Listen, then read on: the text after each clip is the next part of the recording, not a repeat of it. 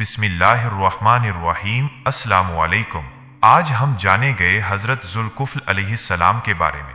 अल्लाह ताला ने कुरान मजीद में इरशाद फरमाया है, सूरह अल-अंबिया आयात 85 ता 86, और इस्माईल, इदरीस और ज़ुल्कुफ़्ल अलैहिस्सलाम को भी याद कीजिए। ये सब बड़े सब्र करने वाले लोग थे और इन सब को हमने अपनी रहमत में दाखिल किया। ये सब ही नेक लोग थे। सूरह साद आयात 48।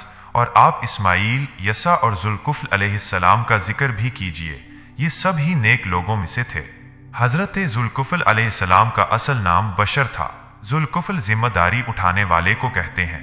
आप अलैहिस्सलाम ने बड़े अच्छे अंदाज में जिम्मेदारी निभाई, इसलिए आप अलैहिस्सलाम उसी नाम से मशहूर हुए।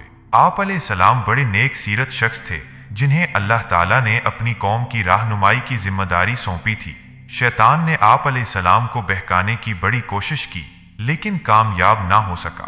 हजरत मुजाहिद रहिमहुल्लाह से मरवी है कि जब हजरत यसा अलैहिस्सलाम बूढ़े हो गए तो उन्होंने सोचा कि मैं अपनी जिंदगी में ही अपना नायब मुकर्रर कर दूं। ये सोचकर उन्होंने लोगों के सामने ये ऐलान किया कि जो आदमी भी मेरी तरफ से 3 जिम्मेदारियां कबूल करेगा मैं उसे अपना खलीफा मुकर्रर कर लूंगा। और वो जिम्मेदारियां ये हैं, 1 दिन को रोजे रखे, 2 रातों को क़याम करे, 3 गुस्सा ना करे।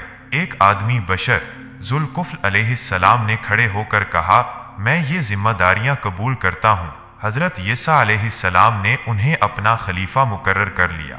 इब्लीस दीगर शयातीन से कहा करता था कि उस शख्स को किसी न किसी तरह काबू में लाओ। शयातीन ने उन्हें गुमराह करने की कोशिश की मगर नाकाम हो गए। आखिरकार इब्लीस एक दिन खुद उनके पास बूढ़ा फकीर बनकर आया। इस वक्त हजरत ज़ुल्कुफ़्ल अलैहिस्सलाम दोपहर के वक्त कैलूला करने के लिए लेटे हुए थे।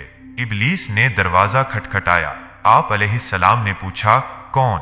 इब्लीस ने जवाब दिया, मैं एक ज़ईफ हूँ। आप अलैहिस्सलाम ने दरवाजा खोल दिया और वो अपनी कहानी सुनाने लगा। इब्लीस ने कहा, मेरी कौम ने मुझ पर बड़ा जुल्म किया है। वो अपनी बात को तूल देता चला गया, यहाँ तक कि कैलूला का वक्त खत्म हो गया और अदालत में जाने का वक्त हो गया। आप अलैहिस्सलाम ने फरमाया, अदालत में मेरे पास आना, मैं तुम्हारा हक दिला दूंगा।